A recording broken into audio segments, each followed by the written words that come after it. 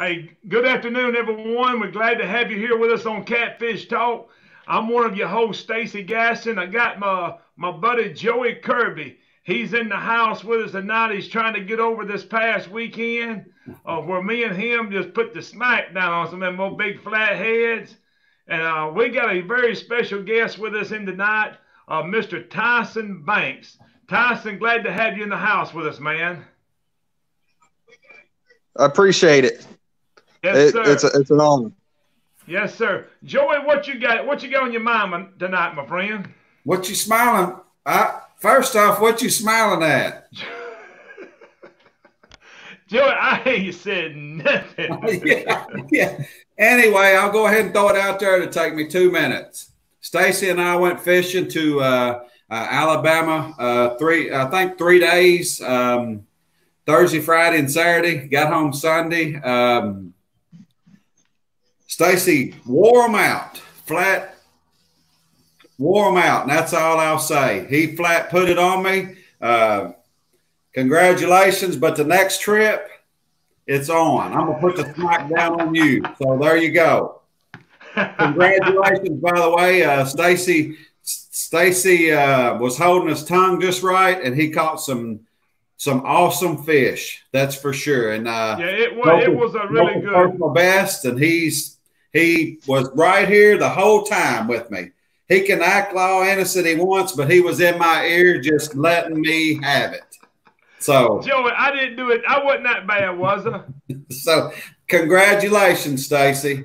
You put the smack down on Joey and the fish. All right, now let's go. Yeah, man. Hey, Joey, we got a few folks in chat with us tonight. I know we good to have y'all in here with us. I want y'all to do one thing as we're getting ready to get this show started. I want you to invite some people, tag a couple of friends that you know. If you want to share this right here, we'd appreciate it so much. I'd like to see a good crowd in here with us tonight. We're almost up to 100 viewers already. So I want to let the people in chat know that it's very important to me that y'all being a part of what it means to me, you being a part of this program. Because if you're not here, and me and Joey could sit on the phone and talk to one another and talk a little bit about fishing, but the guys here in chat's what makes this program right here what it is. The guests that we have to come in here is what makes the program what it is. We encourage you as we get started and get started with this session. If you have any questions, make sure you post them up in chat. We have a couple giveaways we're going to do tonight. So you know what to do. I know y'all already know what to do about putting the SDC into the chat column. I already see y'all. We got Mike Presley, old pole bender. He's in the house with us. And so, Mike, glad to have you in here with us. And I know that y'all waiting for this program to get started. And without any further delay, I am going to welcome our special guest with us tonight, Mr. Tyson Banks. Tyson, tell us a little bit about yourself, where you're from, and just give us a little five-minute rundown about who you are.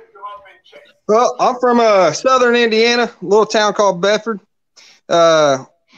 Mainly grew up around White River, fishing smaller creeks and whatnot, So mainly we used to always go for flatheads and channel cats, We never even heard of a blue cat around here. And, in the last couple of years, we've ventured out to Ohio and wanting to go different places and stuff and try to do more, and it's really paying off. And we put a lot of time and a lot of effort into it. And I've been fishing pretty much my whole life, but really getting really hard into it right now.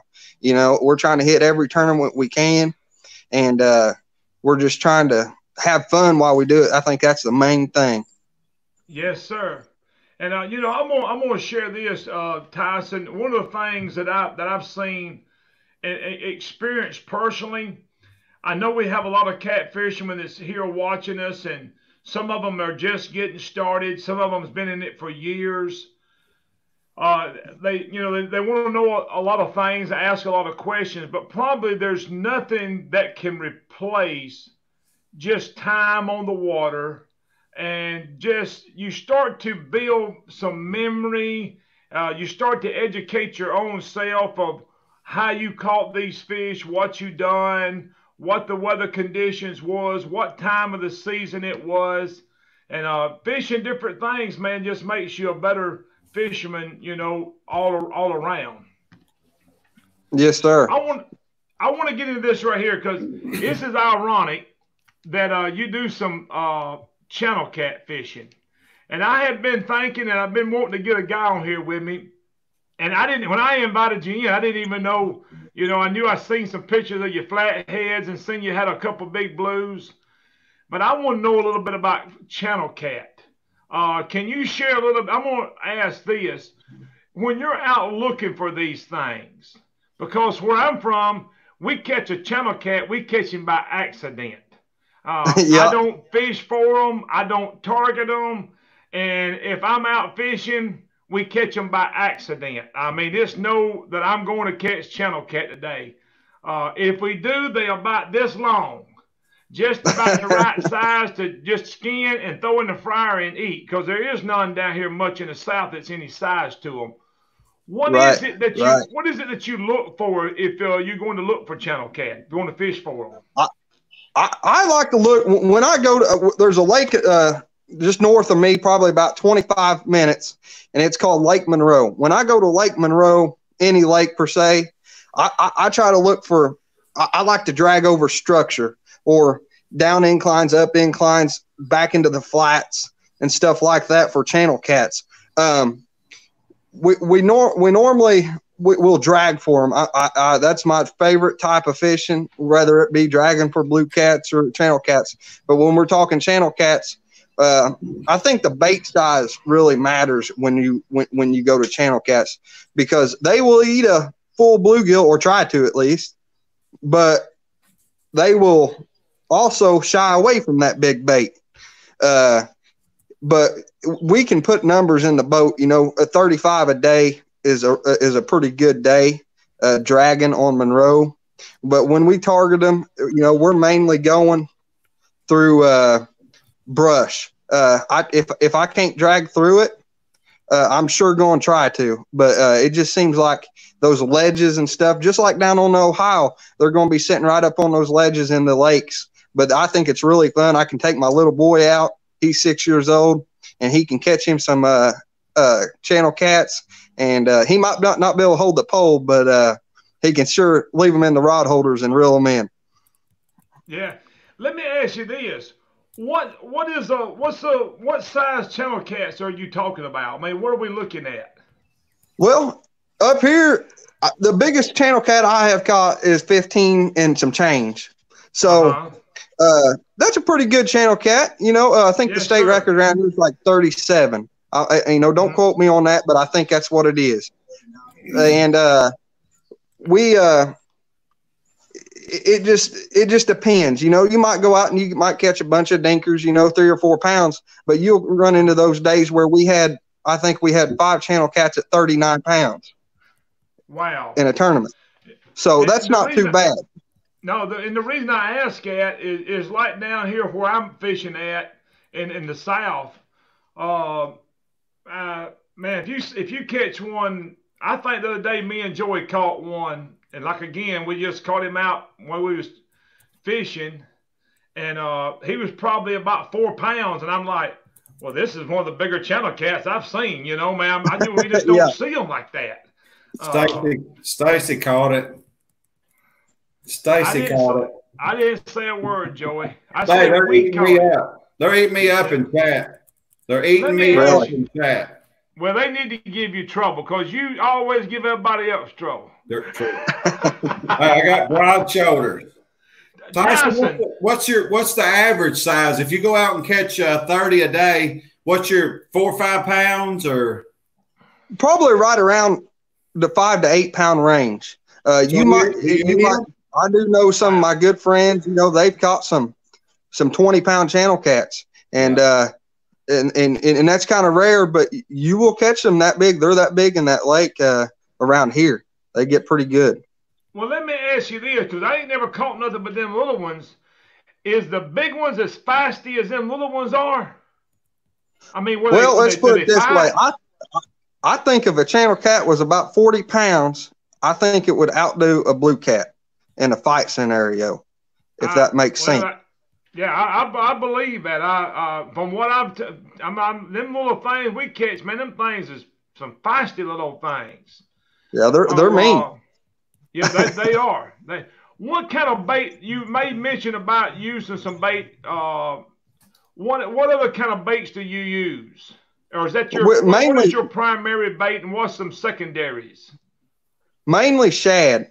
Around here, shad, about 5 to 6 inches long for channel cats. I'll do a flapper rig, which I'll fillet one side and let the fillet hang off the back, and then I might do two sides just to give that effect in the water, to give some to scent and some reflection for that channel cat or whatever to bite. And there's been times where I've caught a small flathead dragon for these channel cats, and that's very rare. Yes, sir. Yes, sir. Well, but bluegill would be the second choice. The bluegill will be the second choice, and the shad's going to be your number one choice. Yes, sir. Yes, sir. And get around some tops, some kind of structure. Yeah, structure's the big thing. Sometimes they'll be hanging out in 18 foot of water, and sometimes they'll be in. I've drug all the way in 5 foot of water. It just depends. It's been a really messed up year up here. The water temperatures are not the where they need to be. I think I went to the lake and normally it's around 65 degrees and it was 58 on the river yesterday. So that's kind of crazy. Wow. Joey, what do you see in chat, man? I see there's a few people that really like Tyson's beard there. They're really boosting that beard up, buddy. They said his beard game's on point. Hey, we're gonna put him on one of them commercials. There you go. Chad Bryant's eating me up about using braid line. Well, Joey, you knew that was coming tonight. I mean, did you prepare yourself for tonight's show? All I can say is this: I live and die braid. If I come back to Gunnersville Lake, I will have a few special rides with mono. I'll leave it at that. Joey, I got a cure for that. I thought about this today. I've been thinking about it since we left. I'm not. Don't even worry about it. I'm just gonna let you use my rods. No, thanks.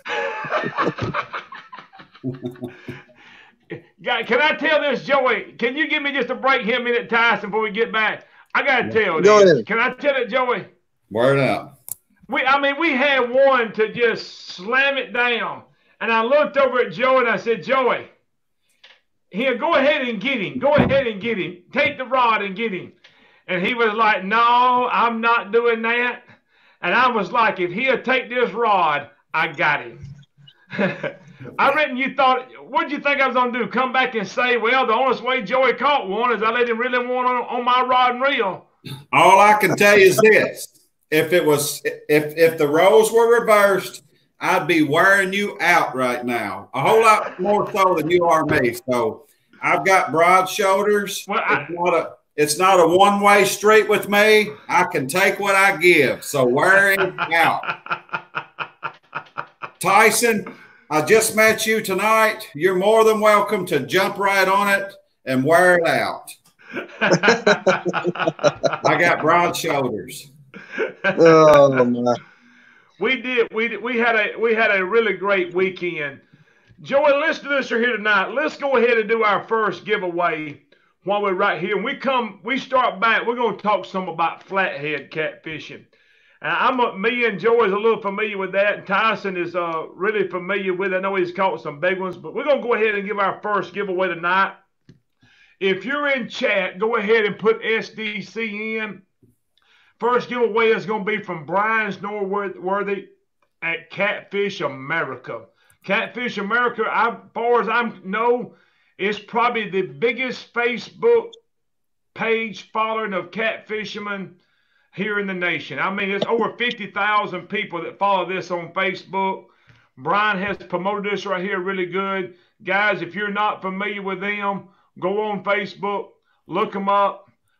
Maybe he can get it to 50,000 and some odd over that. So we do have, he has a $40 value of some stickers, some logos, some hats, a hat or something that he's going to give away. So, Joey, if you would, give me a number here between 1 and 5, and let's go with that. Go ahead, Tyson. They can be mad at you. Give him a number, buddy. Let's do it 3. While he's drawing that, Tyson, they want to know what kind of beard oil do you use? That's all natural. All right. Mono or braid for you? Mono.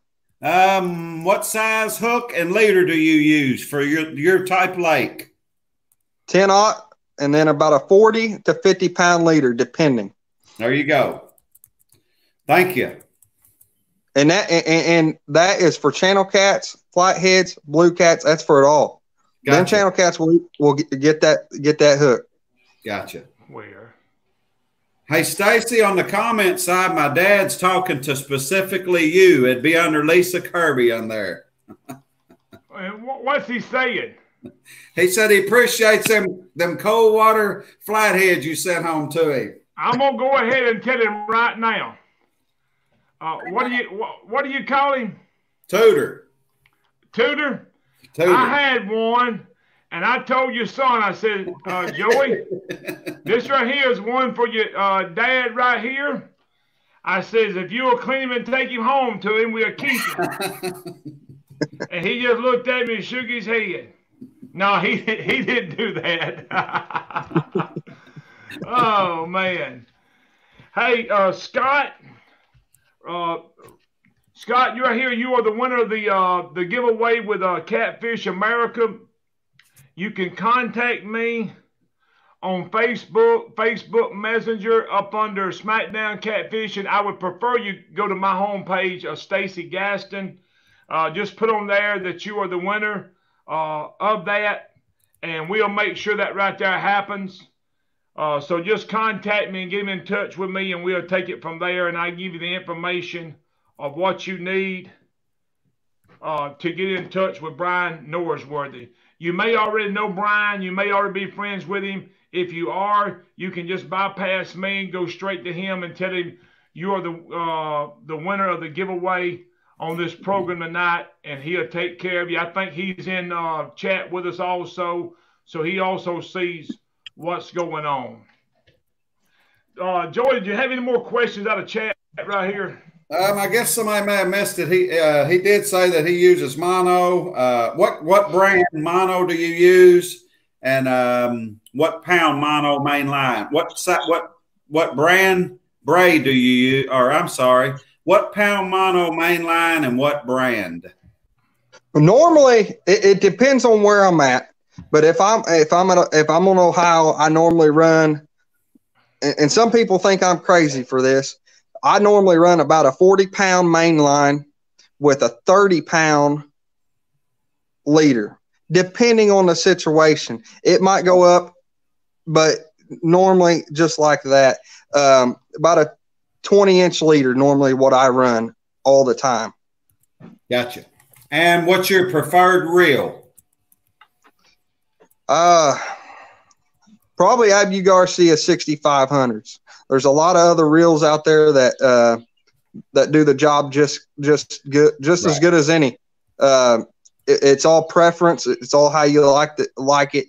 But that's my preference. So that's what I use. My preference is what you can catch on sale. There you go. I'm going to tell you, it's hard to beat an Abu Garcia. Yeah. I just love them. That's all I have. Whether it be 6,500 or 7,000s. You know, I've been using that reel for, there's some I've got that I know I've had it here for 10 years. River Rat Reel Repair offered to put new bearings and all this stuff in them. I was still using them. They offered to rebuild them for me. I sent them, some of them to them. They asked me, it says, how long have you had these reels, and how have they ever been into? I says, man, I've had them probably 10 years and they ain't never been touched. And he says, well, when we opened them up, it was noticeable they ain't never been into. But you know that they were still performing. They probably didn't perform like a new one, but they're just hard to beat. I've had really good success with them. I love them. They're good. I've got one. I've got one from Stacy that they rebuilt, and it's by far a whole lot more noticeable than any other 7,000s that I have. It's a whole lot smoother. And there's a question that says, Tyson, where exactly now? Ed Hubert wants to know, where exactly did you catch that big blue cat on the Ohio River? I believe that was in the water somewhere. Oh, there you go. I think so. There you go. There you go, Ed Hubert. He said it. I didn't. Hey, Tyson, you know what I say? I put an X out there in the water. Y'all just try to find it. Yeah. Let's just say I don't think that fish is going to go back to where he was. He might, but I don't think he's going to go back to where he was. It was a really awkward deal, but that was pretty cool. Yeah. Well, let's move into this. And now this is one of my passions here is them flatheads. And I know that you channel cat, flathead, just now moving into getting into some blues. Tell us a little bit about flathead catfishing. What is it that what you're looking for when you stop to set up, and what's your technique for catching these? Well, back when we first started flathead fishing, we didn't have a nice graph or anything really. You know, we'd look what was on top of the water, and you know, we might know the depth and the water temperature or whatnot. But now the electronics are got so much better, you can actually see what is down there instead of just looking on the bank. And you guys know that for a fact. You guys have probably been out there with no depth finder, nothing, and still catch them like you do now. But you know, I look for structure mainly. If I'm looking for a flathead up here in the White River, I'm looking for anything under 8 foot of water, anything from 2 to 8 foot of water. And some people don't really fish for them like that, but they'll come up on them flats like that from, you know, the 20-foot section to the 2 to 8 foot water and around trees and timber and brush or whatnot. And that's how I target those fish. And some nights we might go out there and we might sit on that spot an hour, or we might sit on that spot 5 hours. It just kind of depends on the spot and how we've done in the past. If it's a new spot, we try to sit a little longer because you never know when those fish are going to actually come up in there. That was one of the things I was going to ask. Anchor. Do what, Joey? I said that all depends on who's pulling the anchor. One of the things you said 2 to 8 foot of water, and now the first thing that popped in my mind was, I don't know, but I think that you answered it. I was going to ask you, are you fishing at night in that shallow of water for them flatheads? Yes. It's very rare that you see someone catch a flathead up here on White River in the daytime. In the daytime, I haven't had a lot of success with catching flatheads. And that just might be me not taking enough time. But normally nighttime, and my best hours has been between 11 p.m. and about 4 a.m. Yeah. Stacy, what do y'all think the reasoning is of that? What both of y'all, what do you think the reasoning is? Most of the flathead fishing is targeted at night. Well, Joey, I'm going to answer first from my perspective. And that I don't know, because I fished for flatheads the majority of my life during the daytime. You know, I do fish for them some at night. And it may be, I don't know if my technique and my and what I look for is going to be the same as anybody else that will be looking for them at night. I don't know because, I don't do a lot of night fishing. We do some, and I like to go at night every now and then. But the majority of the time, if I catch a flathead, you're gonna see me out there in the daytime. Or one of the things I focus on is early morning, and I like that late Yeah. afternoon. If I'm flathead fishing, which if I'm catfishing, period, I want to be there at daylight. And for me, from daylight to 10 o'clock in the morning is prime time. And I have had times, looking for flatheads. The middle of the day, it sort of can be tough. And on in the afternoon around 4 o'clock to dark is when I want to be out there. So I don't know what I look for is what everybody else looks for. Because I know some people, the only time they fish for flatheads is going to be at night. That's where they target them at. So I don't know. What's your thoughts on that, Tyson? Well, I think a majority of it is air temperature. I think a lot of people that are flathead fishing nowadays on small rivers like White River and stuff, they don't want to get out in the 90-degree days, and they want to sit through the night. I think that's a majority part of it. But I have caught them right in the early morning. The biggest flathead I caught was probably about 7 o'clock in the morning, and it was 55 pounds. You guys got me beat on that for sure. But I think the transition periods is when they're coming out of the deep and into the shallows to feed is the big thing. That would be my guess. A lot of, like you said, a lot of time you target that shallow water at night.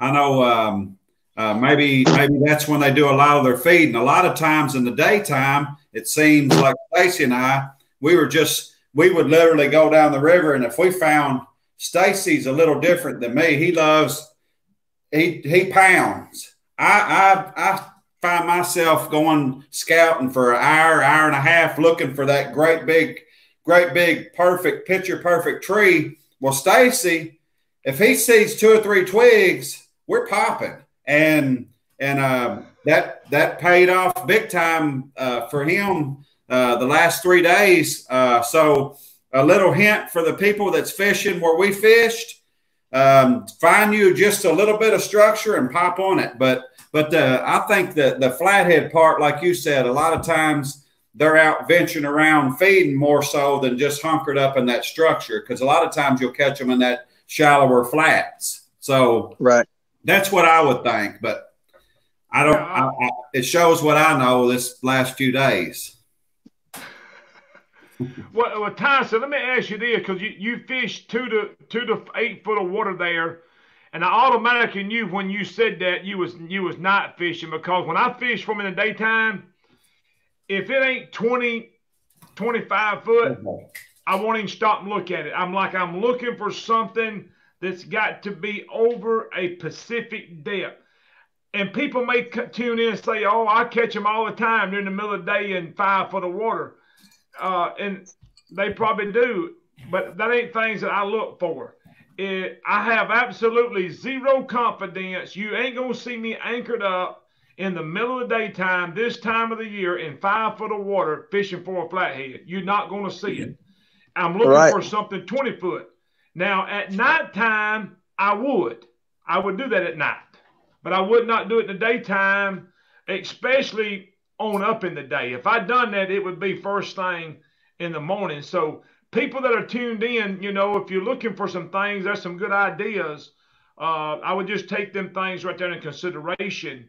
If you're trying to target flatheads and fishing for them in the daytime and you're not doing good, I would move from that shallow water into some deeper water, and vice versa at night, because I believe them flatheads get out and roam and feed like you was talking about it at night. Mm-hmm. Yeah. Tyson, let me ask you this. Is there another structure, or if you was what would cause you, if you was looking for some flatheads and say, I'm going with you flathead fishing, and we're on a new body of water that you're not familiar with and I'm not familiar with, what would cause you to stop and say, hey, we need to fish this spot right here? What is it that you'd be looking for? Well, I'm kind of glad you brought that up. Last year was the first time we flathead fished the Ohio River, and we didn't know where to start. You get out there and you really have no clue. And the best advice I can give everybody with that is don't give up, because it's going to happen, but you're just going to have to trial and error. But I look, and I don't know this for sure. I'm not really good with the flatheads on the Ohio River yet. That's still new to me. But we look for structure just like we would in White River. And this was at night when we was doing it, but we was in about 28 to 30 foot of water when we was fishing under some barges. And we ended up some smaller flatheads, but we caught some, on live bait in the middle of the summer. If I go to a new body of water, I'm still going to look for the structure. I'm still going to look for anything that resembles a flathead on the graph. Just anything like that. That's the ledges with those flats. But like I said, I haven't fished for flatheads a lot in the daytime, mainly real early mornings and at night. Yeah.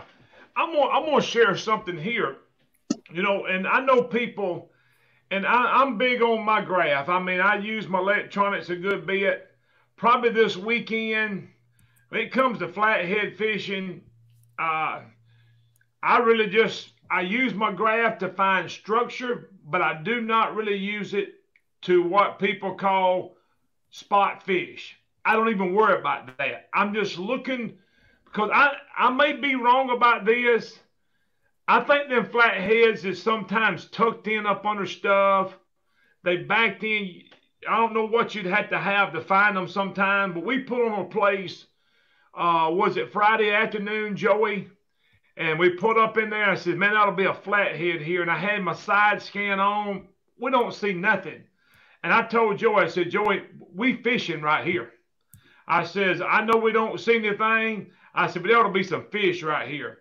And two back to back smoked it. And I'm talking about good ones. Didn't see a thing, but there was some structure there that would make me think there is a fish here somewhere. And I hear people talk about, well, did you spot that fish on your graph? Well, I have done that and caught them. I have not seen a thing there. And I'm like, I'm fishing right here. And I just go back to my old home raising before I had graphs. And I'm like, I used to catch them in places like this. And I'm fishing this spot because it looks like it's just a fishy spot. Do you ever do that, Tyson? Oh, yeah. Yeah. Not so much with I use the graph a lot, but that's back to when we first started fishing, and we didn't have anything. We had I think it was an old eagle. I don't know if you guys remember those. I remember. I think I had one that was the flasher. That thing just run around in a circle flash. All we could see was the depth.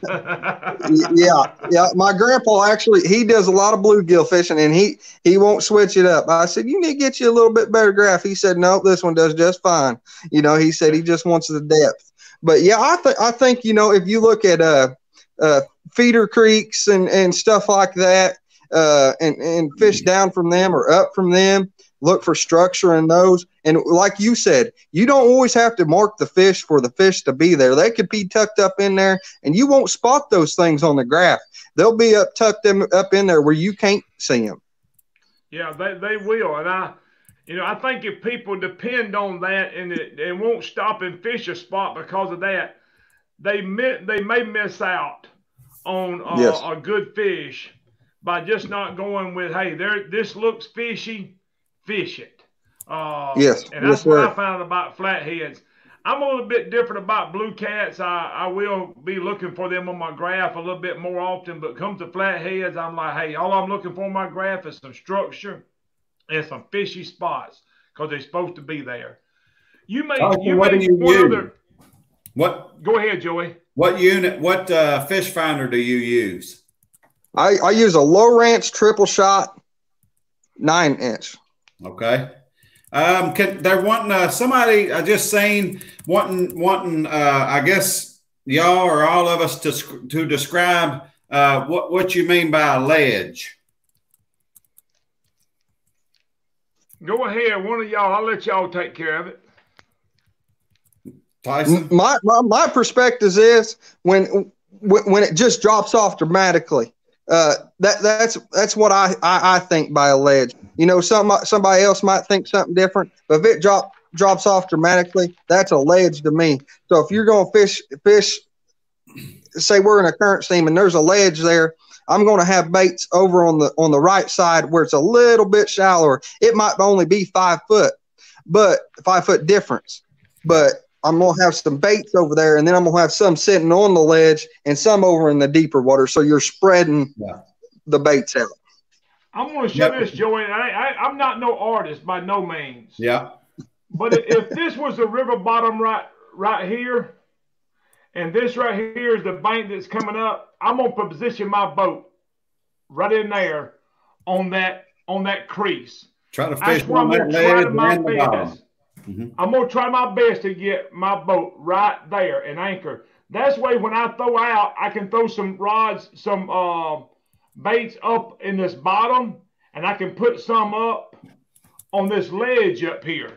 And so I'm covering a little distance there, because one of the things I've noticed, man, just by doing stuff with my graph, them fish congregate around them ledges. I mean, they almost all the time on them when you go looking for them. Is that what you see, Tyson? Yeah, I think that's the best way to fish that. I mean, if you're on a ledge, I think you need to spread your baits out the best as you can and not to have them so close together is my experience with it. Yeah, you'll find them. Most of the time they're right on that ledge or right on the crease. Yeah, right. I try to, we always try to put my boat right in that crease. And sometimes it's an advantage for one person over the other because they fishing up on the ledge and the other one's fishing down there on the bottom. It's according to where them fish are holding at. Yeah. But it won't take you long to figure out. And a lot of times, if I'm fishing in the bottom and the fish is biting on the ledge, I go to the other side of the river. And I get down on my side of the hill. I got a question for you, Stacy. Yes, sir. How long do you stay at a spot until you say enough's enough and let's go? Flathead fishing. I can answer. It depends on who's pulling the anchor up.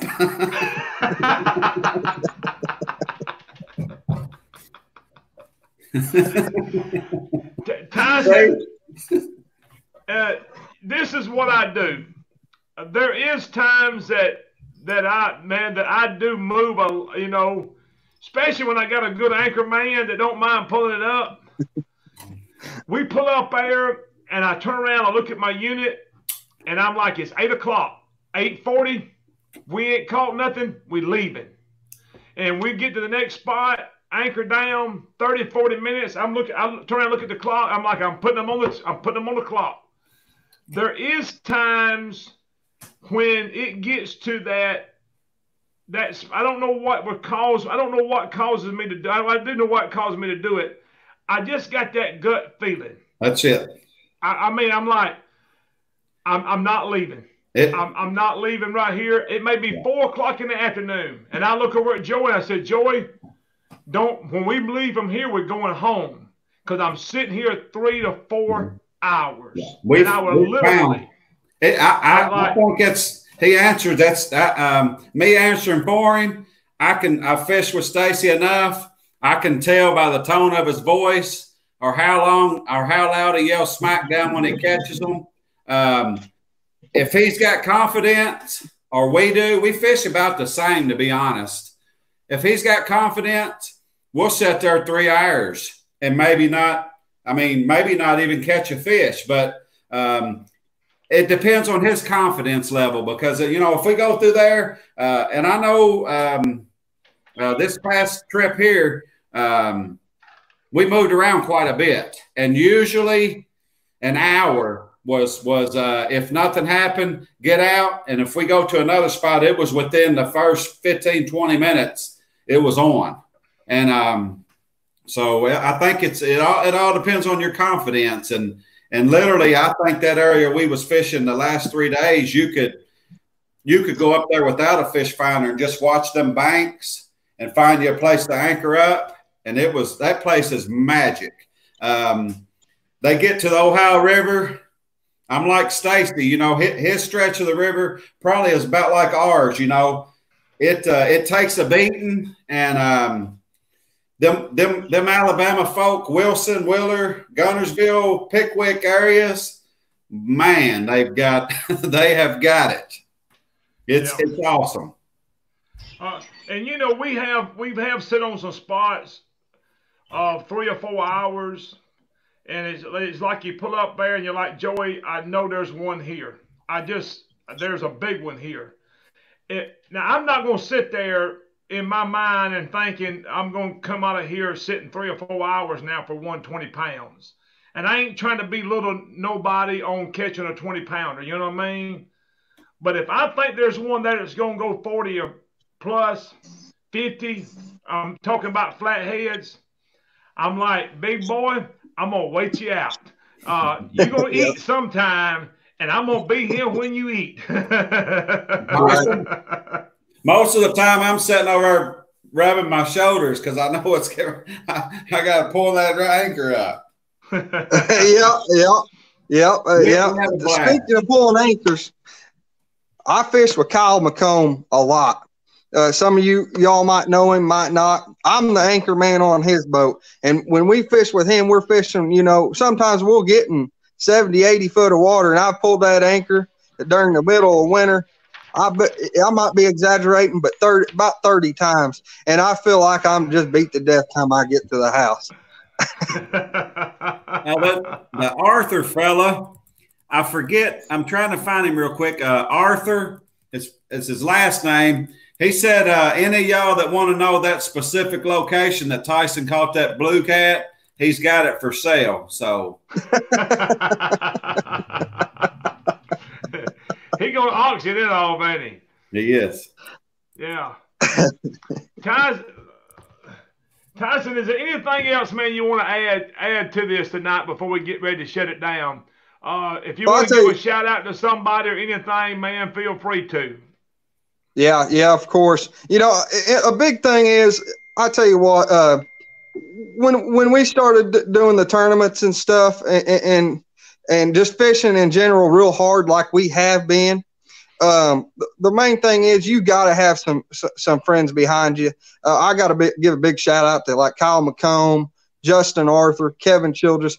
Them guys right there, they've taught me a lot compared to what I knew before we ever hit the Ohio. And I want to, say thank you to those guys. Slime Cat Rods, Stacy Gaston builds a great rod holder. I just want to appreciate him for building that thing so I can have them on my boat. Them Dragon Shads with Josh Dismang. Just all them guys are really good people. Yes, sir. I agree. It's been an honor to have you in here with us tonight. Joey, have you got anything else, man? Guys, hold on. Hold on a minute, Joey. All right. I know Doug says I do all the talking, and he's probably right about that. But, yeah, we got 2 more giveaways before we get out of here tonight, so y'all just stay with us. Go ahead, Joey. Somebody was asking if he uses live bait or cut bait. Most of the time, I guess do you use your shad live or cut, Tyson? Normally cut.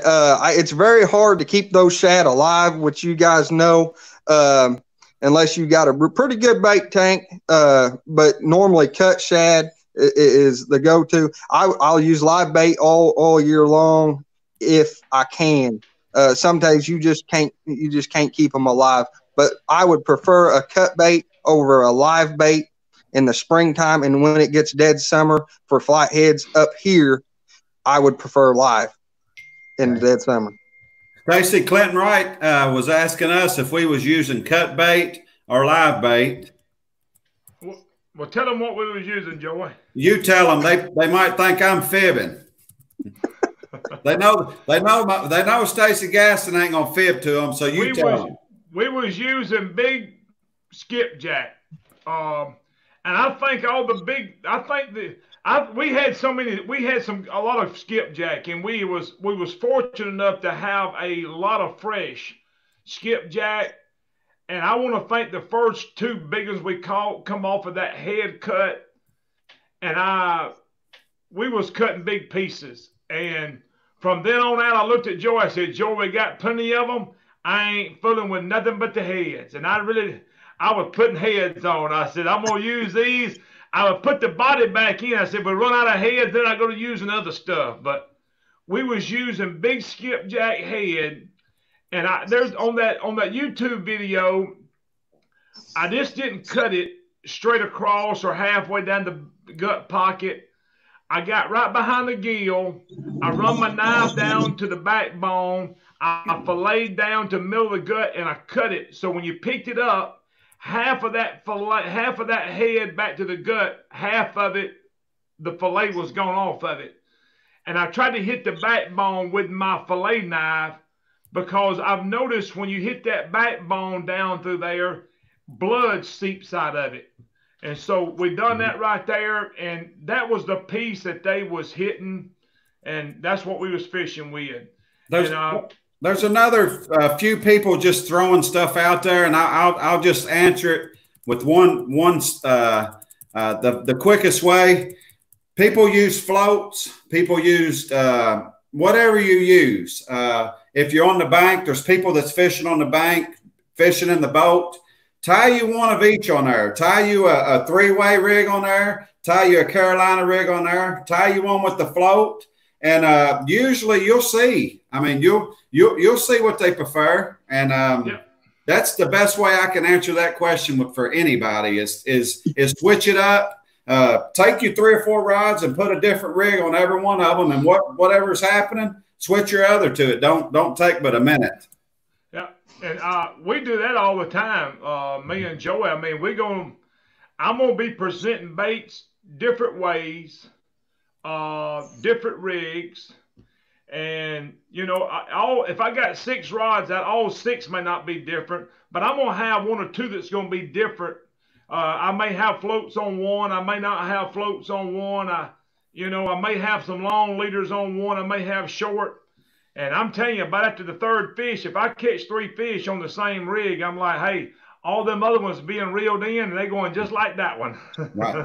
Tyson, I know you answered earlier. I think you said you use a 10-aught hook. Yes, sir.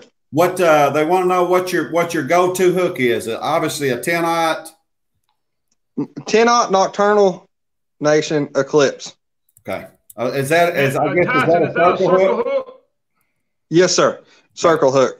Yes. And I've tried numerous types of hooks. That's just what I'm using right now. Right. It just depends. There's always a different hook out there that everyone else prefers. That's my main choice right this second.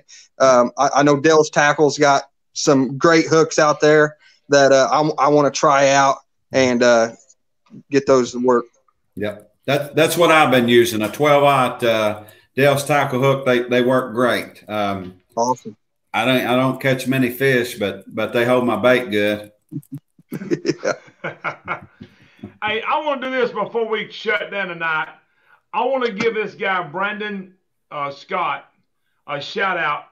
He made this cut for me. I don't know if he's watching this tonight. Brandon, I can't tell you how much, man, I appreciate you doing that for me. Stacy, I'd like to give a shout out too, real quick, to Dale's Tackle. He's been nothing but good to me. He's an excellent fella, and the more that I'm into this catfishing scene, there's loyalty and stuff like that.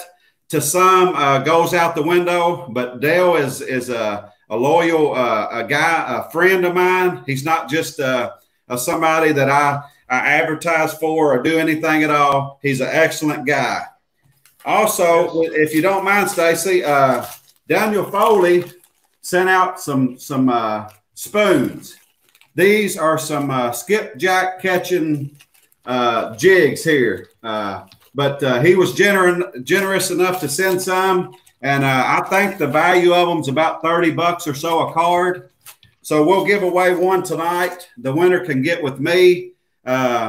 Pick your, I'll tell you the colors that you can pick from, and I'll get it in the mail. And I know there's some people on this show that win stuff. Some of this shipping process is in different parts of the country is a little different. I will get these out to the winner on Friday. So most of the time it takes a couple days, but anybody that's ever won on this show, if you've won and you haven't got what you won, get with us and we will get it to you. I promise you. It's not whatever you win, you will get, whether we have to drive it to you. But anyway, Stacy, the winner can pick a card of these. Well, let's go ahead and let's get ready to do this right here, Wade. Let me pull it. Tyson, give me another number between 1 and 5, and let's go with that. Let's do 1. Here we go.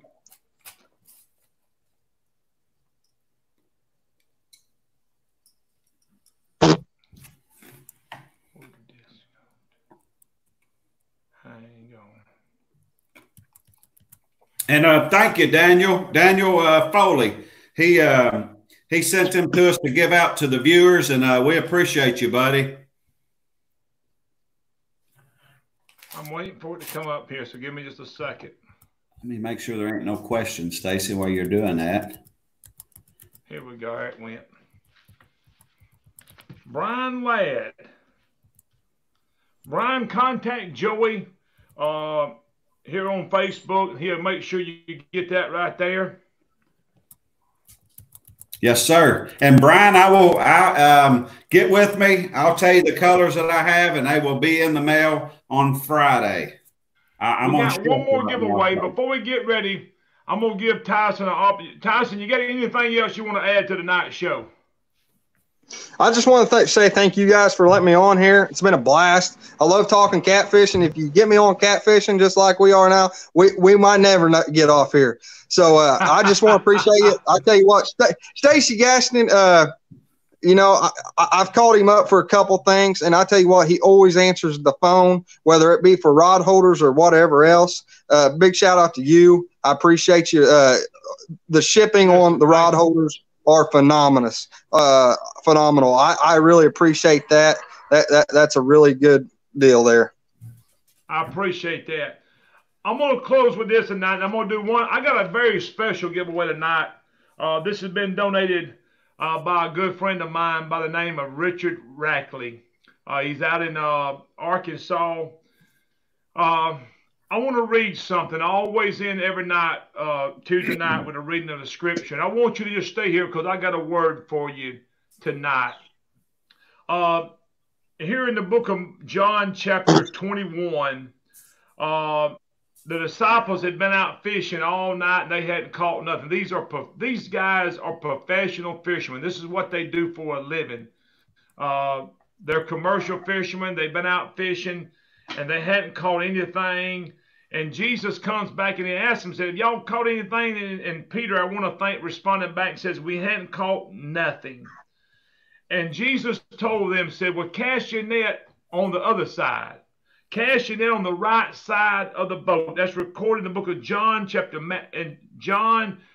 21. You can read this story. And this is what I want to share with you. Because sometimes in life, we go through things and we try things over and over and over again, and yet we fail at them. And that the disciples could have said, "You know what? We've done this before. We done been out here all night. I ain't doing this. I'm going to give up. I'm just going to quit." But there was a word that was shared that encouraged these guys to do something. I want you to stay with me right here, the ones that's tuned in, because I got a word for you. There's a story that's recorded, I want to think, in the book of Hosea, where a shepherd fought a lion for a sheep. This lion had destroyed it. And all that was left of that sheep was a leg and an ear. And I thought to myself, why in the world would a shepherd fight a lion for a leg and an ear? And this is what come to my mind. Because as long as there's a leg to stand on and an ear to hear with, there's hope. And I don't know what you're going through in your life. I don't know what you're facing. I don't know what has come against you. But whatever you do, don't you give up. There's hope. As long as you got a leg to stand on and an ear to hear with, God's got something in store for you. So don't you dare give up. You continue to hang in there and continue to fight with everything you got. I know life's tough, man. It throws a lot of things at you and everything's not fair. You just fight with everything that you got into you. You are a conqueror, and God has destined you for greatness, and don't you forget that. I got something special for you. I've done this right here, and then we'll do this giveaway, and we're fixing to get out of here. We've been talking tonight, Tyson. We got Tyson in. We've been talking tonight for an hour already. And it's still got 150 viewers tuned in with us on Facebook and YouTube. And we fixing to do this. I've got a very special gift that I want to give away. And I'm going to give away a Bible tonight to the next winner. And I'm going to try my best to have your name engraved in on it. And I'm going to have it shipped right to you. So I want to thank Richard for doing this right here for me. And so I'm going to need one more number. Give me a number between 1 and 5, and let's go with that. Go ahead, Tyson.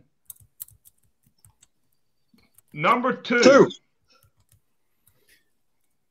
Y'all just, Tyson, you just heard that word right there from him. That's why he's my buddy right there. He's, and I'm going to speak up for him and speak up for a lot of people that speak to me about him. He don't know how many people that he influences and even points in the right direction. And it seems to me when I'm down in the dumps, for some reason, I always, whether I call him or he calls me, he's a good man. And y'all can, anybody on there, I tell everybody, what you see right there is Stacey Gaston. It ain't no, that SmackDown that's him. It ain't no show. He's did a backflip in the boat with us before and didn't even know it. So Stacey, I'll holler out here. Even though you gave it to me the last 3 or 4 days and on the show, I appreciate you, buddy. And I wished I could let you know how many people have actually reached out to me and just tell me how much you mean to them. So I want to share this, man. I know sometimes, you know, I'm a very emotional guy, but this past couple of years ago, I just turned 51, and I'm sitting there thinking to myself, man, 30 years goes by fast. I mean, it just like they don't get married, and life's too short not to enjoy it and live it to the most. And I made a point then. I said, you know what? I cannot let certain things bother me. I can't let certain things get, I mean, they do bother me. They do get to me. I can't let them distract me and stop me from enjoying life and living it to the fullest. I look at it now, I'm like, you know what? The average lifespan, if I live to be 75, hey, I'll be lived to be an old man. And that ain't but 24 more years. I said, you think I'm going to let something steal my joy for 20? I ain't got but 24 more years left. And my Lord, I look back here for long, Joy, and I'll be 60. Yeah. And the people here, I'm telling you, I'm encouraging you to live your life. Don't live nobody else's. Live yours and live it to the fullest. God bless y'all. We'll see y'all next week. Y'all have me on here preaching for it. So, Tyson, man, great to have you on here with us tonight, man. And stay right here with us just a minute. God bless y'all, and we'll see y'all next week. Give me just a second.